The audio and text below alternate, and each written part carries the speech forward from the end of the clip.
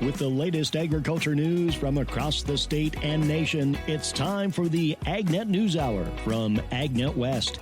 Here's your host, Sabrina Halverson. Good morning, and thank you for joining us this morning on the AgNet News Hour. We're going to jump right into it today. Joining us remotely is Russell Taylor. He is the Vice President of Live Earth Products. All right. I wanted to start out talking about climate and sustainability. How do humates, and specifically those produced by Live Earth Products, help with greenhouse gas emissions in farming practices? So the interesting thing is that I like to say it's unique to us, but it's not. Humates and organic matter do a very interesting and very important task in the soil, and that is retain nitrogen. Now, what happens is when farmers apply nitrogen, not all of it is obviously used by the plant. And so some of that nitrogen is lost in multiple ways. It's lost, volatilized, mineralized, or converted. And what happens is some of those converted gases are released as very potent greenhouse gases. And so by the organic nature of humic acids and humates, it helps stabilize that nitrogen, reduce those conversions. Therefore, you get less of those gases created. Now, what's interesting is there's a double dip here, because a lot of times these nitrogen products are created through a process called the Haber-Bosch process. That Haber-Bosch process relies on fossil fuels to create those and fix those nitrogen out of the atmosphere.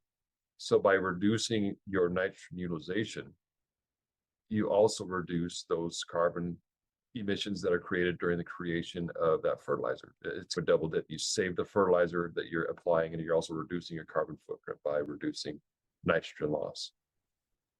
So with that in mind, tell me a little bit about what exactly Live Earth does. So typically farmers were using our humates or our liquid humic acids with their nitrogen products. And what that does, it helps stabilize that nitrogen, let that plant get a longer opportunity to use that before that nitrogen is lost, volatilized, or converted. And the technology is not unique just to nut crops. It's used with every nitrogen product. We've got some really neat university trials using our humic acid with a liquid UAN32, and it's a liquid nitrogen it can be lost in the nature just due to inefficiencies and poor storage in the soil. So what kind of challenges could farmers face when transitioning from traditional nitrogen-based fertilizers to humate-based solutions? That's the fun part about this is the humates and humic acids, while they are certified organic products, the interesting part is most of the users are conventional users. They continue to use their conventional practices, and they are adding them to supplement and help retain that nutrient and make it last longer. So you're using them similar to how you would a urease inhibitor or other products. You're adding them to your current application without much change. There was research that showed back to the greenhouse gas emission conversation. There was research that showed humates can decrease greenhouse gas emissions by 30%. Can you tell me more about that research? Yeah, so it does vary by soil type and texture. And so I think farmers should look at that research and say, okay, will I get 30%? And that's going to vary by soil type and texture. Qualify that with your soil type and make sure that it's relative to your operation. And then beyond emission reductions, how do humates enhance soil vitality and structure, looking long term for the agricultural production? Farmers talk about soil organic matter, and that's where the conversation ends. We got low soil organic matter, and they really don't dive into what the components of soil organic matter are. Soil organic matter has two pools. You have an active pool and a passive pool, and the active pool being those components that are being actively degraded by soil microbes. And you also have the passive pool, which is the leftovers. Those the organic acids have been degraded by microbes and are stable and are no longer susceptible to degradation. In that pool, you find humic acids, fulvic acids, and humin. And that's the deposits that we mine. So these are ancient plant deposits that are fully degraded. Humates are contributing to your passive fraction of your soil organic matter, which does a few things for your soil. Improves soil texture, which impacts water conservation, nutrient retention, and in addition to it just loosening up the soil and aiding roots to penetrate the soil better, getting access to more air, oxygen, and water. So we've been talking about humates, but I had some questions about fulvic acid as well. And with fulvic acid expected to become a $1.6 billion market by 2032, how does Live Earth Products differentiate itself in the landscape? So we're a leader in the fulvic acid industry. We've been producing cold water extracted fulvic acid for over 35 years. There is an interesting thing that you can't sell fulvic acid in California. You can't say the F word, you can't put it on the label. Fulvic acid is not allowed for use in agricultural production in California. So you're seeing laws change through the biostimulant laws that are recently added through AFCO, which is American Association of Plant Food Control Officials. They created legislation that states can adopt that will help them modify their rules and allow these products to be used and sold. So farmers that may have not had access to these products or seen them on the label will start seeing them in the future. And this will change the landscape. And Live Earth's been an integral part of changing those rules. And do you expect to see progress on that in California so the farmers can start using those products? Yes, we do. So we anticipate that in the upcoming years, it's not going to be quickly, but in the next few years, farmers should be able to see fulvic acid on the label. Fulvic acid is an integral part of many products that are already out there. So humates and humic acid generally contain fulvic acid anyways, but the only issue is selling fulvic acid as a standalone product on a label in California. And for our listeners, would you explain a little bit better what fulvic acid is? Yeah, sure. So when you talk about the humates and humic acid family, you actually have a smaller group, which is the fulvic acids, and they're soluble at all pH. The medium weight molecules are the humic acids, and they're only alkaline soluble. And those are important because let's say you're doing a spray mix and you're mixing something that's somewhat acidic. When you use a humic acid product, that product by definition will gel. It will form precipitate and won't stay soluble. So they can plug emitters, and it is problematic for the applicator. Whereas fulvic acid is soluble at all pH. It's smaller, it's cell permeable, and it really makes a phenomenal foliar applied product. And so for farmers, having access to that ingredient as a standalone ingredient is a benefit because it allows them to use these sprays that are more acidic and not have to worry about gelling and plugging emitters. We will continue with Russell Taylor right after this. This is the AgNet News Hour. I'm Sabrina Halverson, and we'll be right back. Welcome back to the AgNet News Hour. Here's Sabrina Halverson. Welcome back. Joining us this morning is Russell Taylor. He is the Vice President of Live Earth Products. And from what I understand, fulvic acid is also being explored for its role in human health. And I'm just curious, how does this intersect with agricultural applications, if at all? That's the interesting thing about fulvic acid is it's a really great chelating and complexing agent. Nutrients will attach to fulvic acid and it will aid in absorption. So fulvic acid is used in some very unrelated industries such as cosmetics and makeup. So when you look on the label and it says minerals, sometimes that's actually fulvic acid. And what they're trying to do is increase the absorption of those components through the cell membrane. Now, whether it's a plant cell or a human cell, the function is the same, and they're trying to increase absorption. And it's more of a nutritive delivery than it is anything. And that's what we're trying to change the rules for is currently there is allowances for nutritional chemicals that facilitate a nutrient delivery. And it's just not broadly accepted in plants, but we can make those claims in human cells. So same application, but different mechanisms. That's just really interesting. I find it all fascinating, especially when we start talking about the legislation involved and opportunities to make it better for California's agricultural producers too. Yeah, the interesting thing is the laws that we're dealing with are 1950s laws. These are old laws. It's the Federal Insecticide, Fungicide, and Rodenticide Act, and they call it FIFRA. And FIFRA was primarily designed to deal with chemicals like DDT, and they really didn't design the law to allow for other things, like say plant biostimulants and those products used in regenerative agriculture. But unless you are a pesticide or a fertilizer, there's a gray area in the middle where these products really don't fit. And it's because they're not exempted as a nutrient. The law covers some of these foliar applied products as pesticides, even though they're not pesticides. And so that's what the update is for, is to change the current laws. And that's in front of Congress now through the Farm Bill. The original law was presented by California legislators, and both in the House and the Senate. They do have California farmers' interests in mind, and if they can pass a farm bill, this will be very good through the change of the laws for the farmers.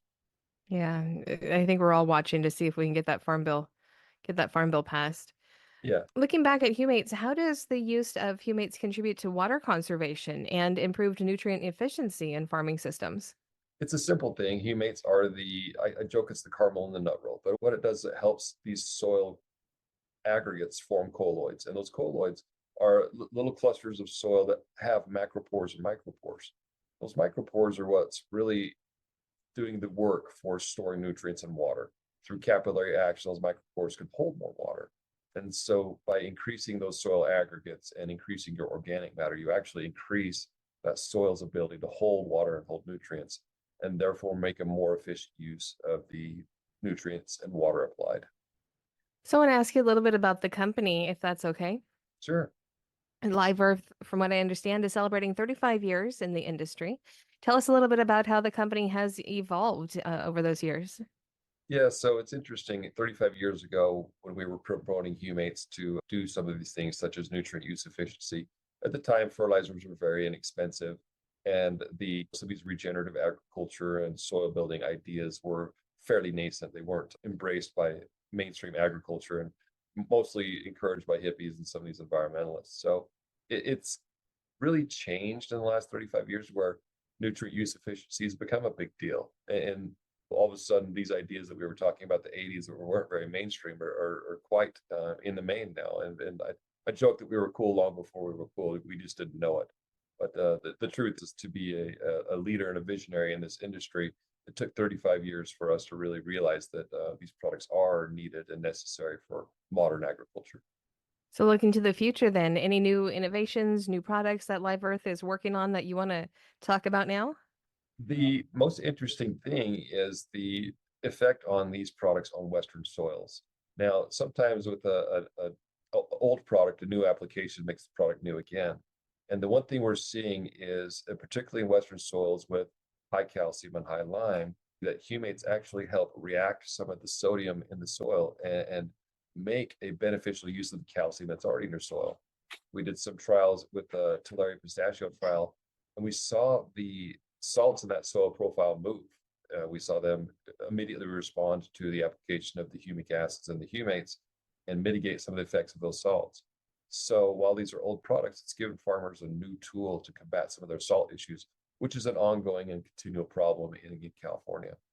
Thank you again to Russell Taylor for joining us this morning. This is the AgNet News Hour. I'm Sabrina Halverson, and we'll be back in just a moment. Welcome back to the AgNet News Hour. Here's Sabrina Halverson. For this segment, we're going to be talking about something that is extremely critically important for many of our crops around California, and that is bees and bee health.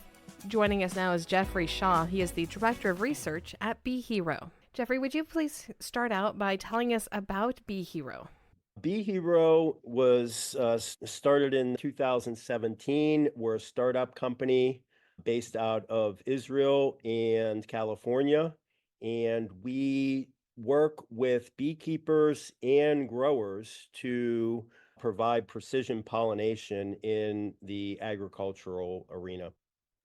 Tell me a little bit more about what precision pollination is.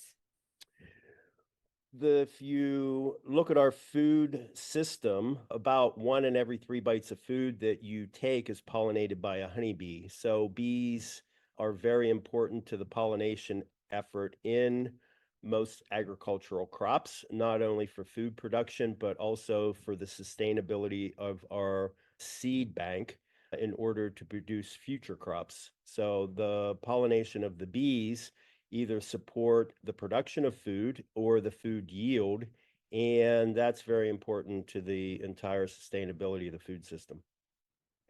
So when we're talking about bees, do bees really not fly when the weather's bad? Bees in general, just as a little bit of biology on bees, are a superorganism.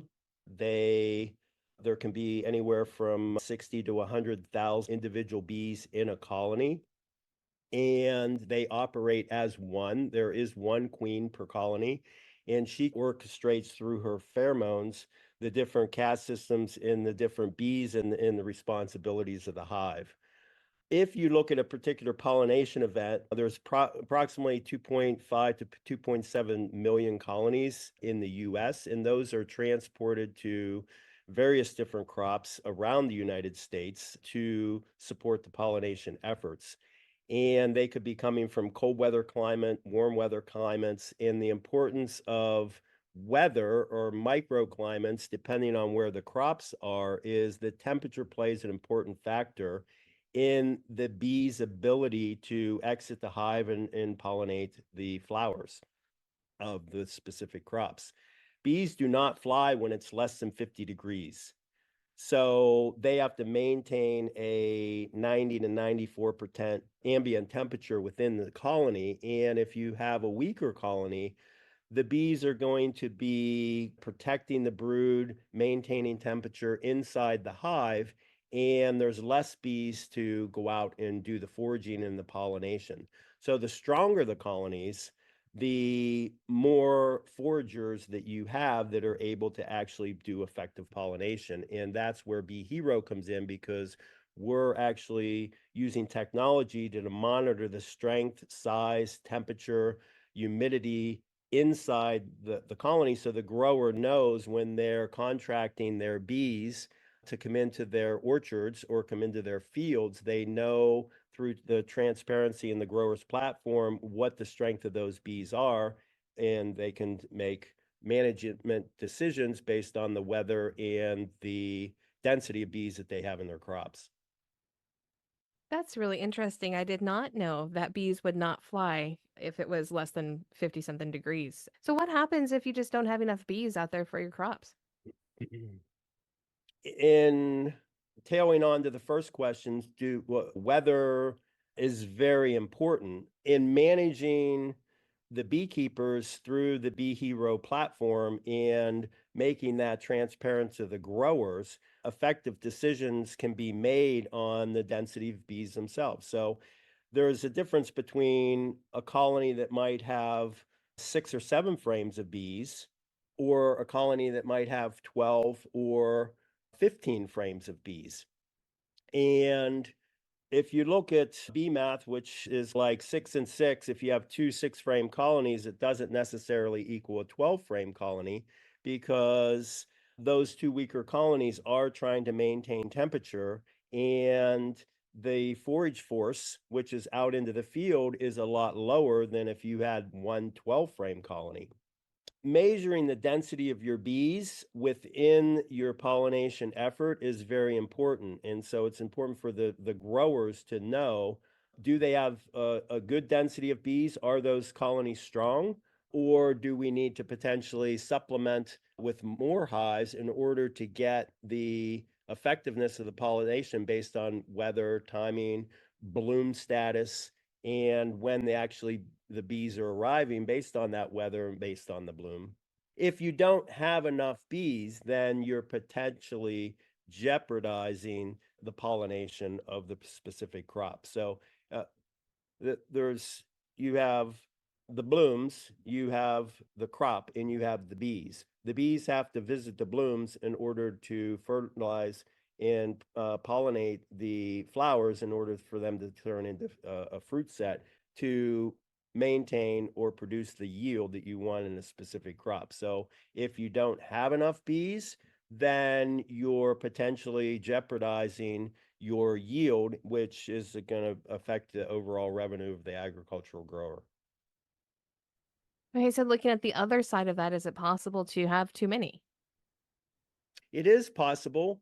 A lot of growers in the past have hedged their risk by ordering more or contracting for more bees in their specific crop or pollination effort, and that costs money. And it can be that you contract for too many bees because you want to minimize your risk, and you're kind of leaving money on the table, or you're supporting the farmer next door and helping pollinate their particular crops.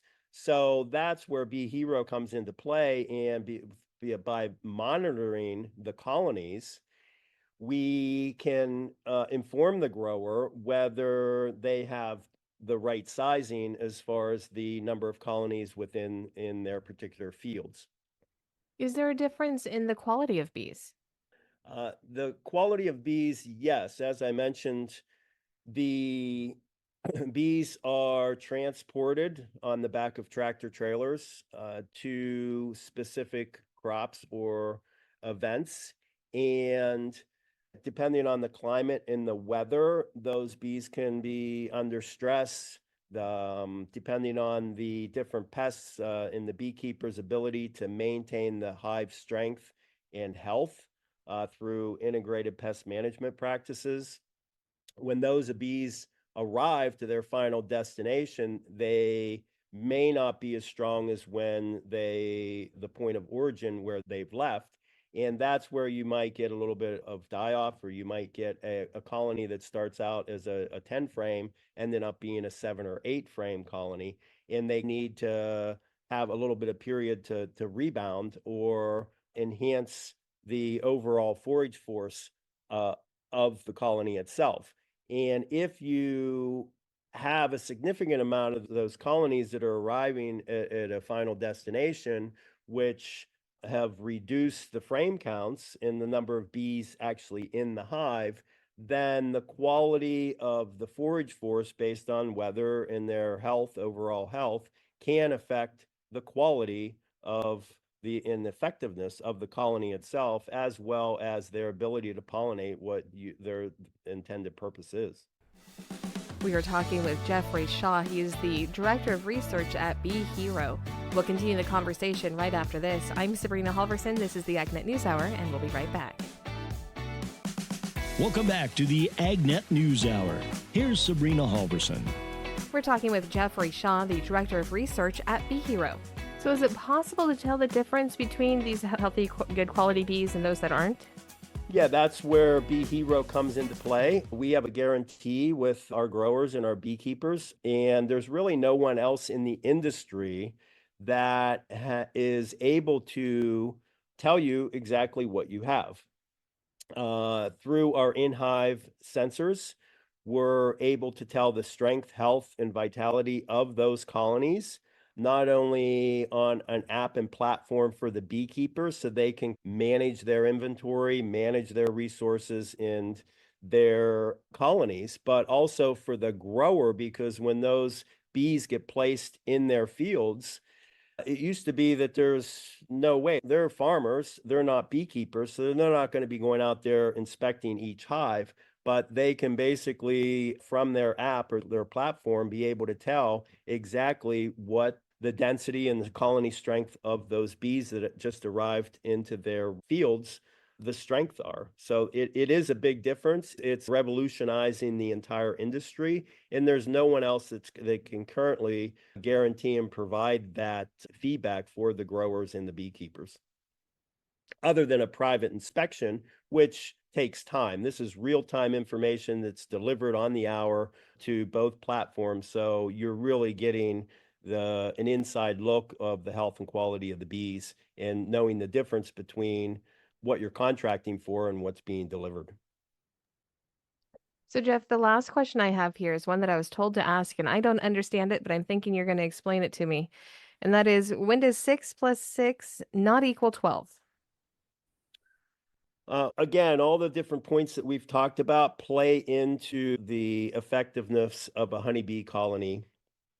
And if you have two colonies that are approximately 6 frames of bees on average, if you look at the difference of what 2 colonies at 6 frames versus 1 colony with 12 frames of bees, the question is always asked, like, how much better is it? Through our algorithms and our technology, we've been able to assess that you're getting approximately a 30% increase in your forage force or your effectiveness of your pollination. And that's where precision pollination comes into play. So we can ensure the grower that through stronger colonies, they can get an increase in the percentage of forage force, which is going to produce a better pollination effectiveness and provide them a better yield and peace of mind, knowing that they're guaranteed to get the effectiveness of what the bees are actually doing in the field. All right. Is there anything else that you would like for our listeners to know? I think it's if you want to find more out about what we're doing in the industry and how Bee Hero is revolutionizing and changing the agricultural industry, you could check out. We've just updated our website. It's beehero.io, and you can certainly see some of the different projects and research that we're doing with the company and what the value that we're delivering to the growers. Thank you again, Jeff, for joining us today. We have a little bit of news before we head to our commercial break. The USDA Natural Resources Conservation Service reminds landowners that sign-up continues for the fiscal year 2025 Agricultural Conservation Easement Program. Randall Wiseman has more details. And while those interested can apply at any time to be considered for the FY 2025 funding opportunities, you must complete an eligible application for both the wetland reserve easements and agricultural land easements by December 20, 2024. ASEP protects the agricultural viability and related conservation values of eligible land by limiting non-agricultural uses which negatively affect ag uses and conservation values. Now, of course, there are the two components. There's the agricultural land easements, which helps private and tribal landowners, land trust, and other entities such as state and local governments protect croplands and grasslands on working farms and ranches by limiting non-agricultural uses of the land through conservation easements. The wetland reserve easements helps private and tribal landowners protect, restore, and enhance wetlands which have been previously degraded due to agricultural uses. I'm Randall Wiseman. This is the AgNet News Hour. We'll be back in just a moment. Welcome back to the AgNet News Hour. Here's Sabrina Halverson. It's time for this week's Almond Update, brought to you by the Almond Board of California. You can find them online at almonds.com. For this week's Almond Update, we have a portion of the Almond Journey podcast. Today, we head over to Linden, California to visit with Elizabeth Watkins. Elizabeth grew up on her family's farm and returned to that farm after completing her graduate studies at the University of Nevada, Reno. After winning some 4-H cooking contests as a kid, she ended up going on the TV show Chopped Junior, where she won her competition. And since that time, Elizabeth has dedicated herself to teaching others about agriculture through cooking. Today, she does marketing consulting for agricultural companies and continues to make regular media appearances, including recent appearances on several Sacramento TV station morning shows displaying almond-based recipes. Elizabeth brings a great perspective on how to communicate about agriculture to mainstream audiences, which is something our industry is constantly needing to do a better and better job of. It's also something that's the responsibility of all of us as individuals, and Elizabeth offers a great example and some advice on how to bridge these gaps. Here's today's conversation with Elizabeth Watkins. I grew up on a farm in Linden, California. Right now, my father grows walnuts, almonds, cherries, peaches, hay, and beef cattle. I moved back to the farm after finishing my master's degree at the University of Nevada, Reno. But I grew up and worked on the farm. I actually owned my own herd of shorthorn cattle with my brother. And being constantly surrounded by food in agriculture and a very prevalent Italian community in Linden, I learned to cook. My mother cooked 3 meals a day for my father, all from scratch. And so I was naturally in the kitchen, learned to cook, and have used cooking and food to communicate agriculture and the world of farming to our consumers. Awesome. So it sounds like your mom really taught you the early foundations of your cooking skills. She did. I would definitely say I surpassed her pretty quickly. I enjoyed reading cookbooks and watching cooking shows on TV. Actually, when I was in school, many students have to read so many pages or so many books a semester, and my teachers really fostered the love for cooking, allowing me to read cookbooks and annotate them and do book reports on cookbooks. That's pretty cool. And how did that lead to Chopped Junior? You know, how did that kind of get on the radar, and what led to being on that show? I was an active 4-H member in the cooking project, cake decorating, showing steers at the county fair. And so a competition came up at the California State Fair for 4-Hers to compete in a chop style competition. We were given a secret ingredient, an hour, a team of 3, and we had to create a 3-course meal. I participated in the contest 3 years in a row, winning each time. And that gave me one, confidence, two, knowledge, three, maybe a little bit of arrogance to think that I could be on Chopped and win. So one day I was watching the show and they had some chefs on. The secret ingredient was frisee. One of the chefs was just doing terrible things with the ingredient. And I knew I could do better. So I went online. I found a casting call for a show on Food Network. Didn't know the name of the show or really too much about it, other than it would be secret ingredient and a timed type show. I submitted the preliminary application without telling my parents. And a couple weeks later, I got a phone call from a casting company in New York asking to talk to my mom, who had no idea. So she was washing dishes at the time. I had to get her to stop and talk on the phone. And they wanted to know about my knife skills, my culinary skills. And then I went through the whole casting process, and eventually I was on episode 5, season 1 of Food Network's Chopped Junior. So cool. And how old were you at that time? I was, I think, 14 years old. I actually had to miss the first day of my freshman year of high school because I was filming in New York City. And then so you get on the show, and my understanding is you win the show. Is that right? Correct. So I make it through all 3 rounds. I end up winning the show. There's a cash prize, $10,000. You get a chef coat, and then wait 3 months before it airs. So at this point, I can't tell anyone. I had one parent go and watch the show from a secluded room where they would turn on the live cameras and turn them off so they could see what's happening. I didn't even tell my brother that I won. I signed a $750,000 confidentiality clause that I wouldn't leak to anyone, the results of the show until it aired the week of Thanksgiving back in 2015. This is the AgNet News Hour. We'll continue with the Almond Journey podcast right after this. Welcome back to the AgNet News Hour. Here's Sabrina Halverson. We continue now with this week's almond update from the Almond Board of California.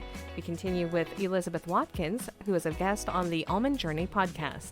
What would you say to people like me who are, still need to learn some of the basics of cooking? Where do you recommend that people start if they want to just get, better at cooking at home for their families? I think finding some foundational recipes, learning maybe a couple dressings, a couple sauces, understanding how to cook a piece of meat. I raise beef cattle, so I eat mostly beef in my house, hardly chicken, maybe some pork and some fish, but understanding how to cook your favorite protein, maybe in a variety of ways on the stovetop, in the oven. Air fryers are a big thing these days, so in an air fryer potentially.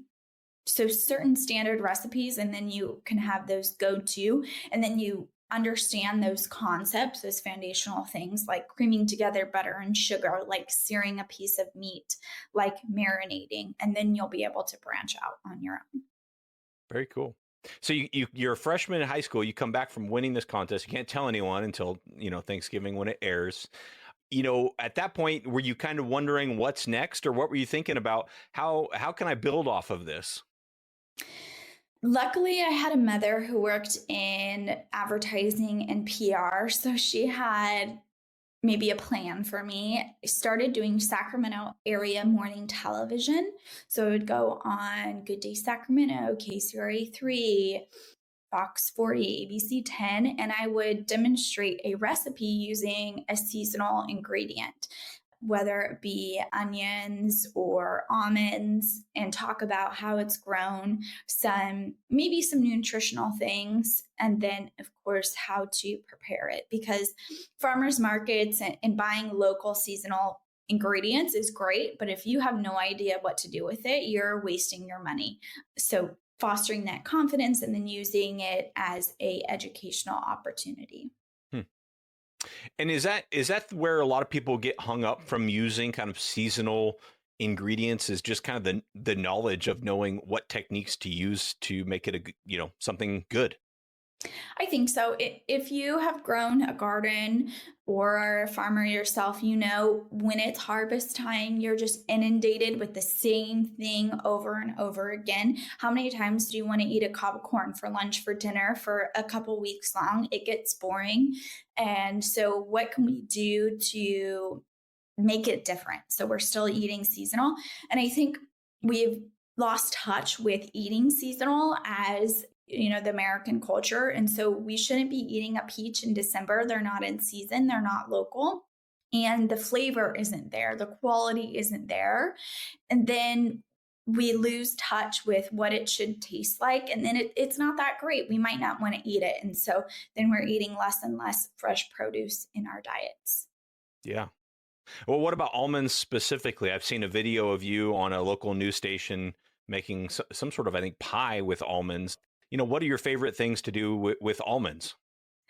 When I was going to grad school, I ate a lot of almonds. I went to school at night. I worked full time during the day, and I would just keep a giant bag of flavored almonds in my backpack. And that's what I ate for dinner, probably more than twice a week. So they'll definitely fuel you through. But of course, baking, we're entering the fall and the holiday season. And so you can grind them down to an almond flour. You can bake with them. What you were talking about was a chocolate almond tart. There was actually almonds in the crust and then a chocolate ganache topped with more chopped roasted almonds. But savory applications, using them, like I mentioned, how I used French fries as a crumble when I was on Chopped Junior, to maybe bread some protein or some vegetables, put it in the oven, the air fryer. It'll add a nice little crunch, a little bit of nuttiness. And if you're watching maybe extra carbs, it could be an option for you. And with all this exposure on the culinary side, I'm sure you've met a lot of chefs and people who kind of work in food. What's your impression of their understanding of agriculture? Because you're kind of in both of these worlds, right? The foodie world and the farming world. What's your impression of their understanding of the commercial ag industry? Some of them have a good understanding and others don't. Where I really find the biggest disconnect is with our dietitians. I've had the opportunity to work with a lot of dietitians. I was in an orchard and it happened to be walnuts, and one of them thought they were kiwis on the trees. So what scares me about dietitians is that they are the experts. They have master's degrees. They have a lot of education saying that they know about our food, but they don't know about our food system. They don't know how the food is produced. And so we should really, as an industry, put some time and effort into teaching our dietitians and our nutritionists about food. A lot of programs, and I can say this because I worked for a university as an instructor, don't focus on food preparation. And so if you tell someone they need to eat 20 almonds a day for better skin and to lower this or that, or, it would be a good diet plan for them, are they just going to go out and eat raw untoasted almonds in a handful? Or can we incorporate that maybe into a salad where they're also getting all these other nutrients and meeting the requirements that you have set forth to them? So education in food preparation and how things are grown and seasonality is very important to me. And I think it should be part of our education system. If you want to hear that podcast in full, you can find it on the Almond Board website at almonds.com. This has been the AgNet News Hour. I'm Sabrina Halverson. Thank you for sharing your morning with us. To get more information on the topics you heard today, visit AgNet West at agnetwest.com. You can also stay connected by following us on our social media at AgNet West on Facebook, Instagram, and X. Also look for Sabrina Halverson on Facebook, and be sure to subscribe to our podcast by searching for AgNet West on your podcast app. Thank you for listening to the AgNet News Hour from AgNet West. AgNet West Radio Network, your primary choice for agriculture news.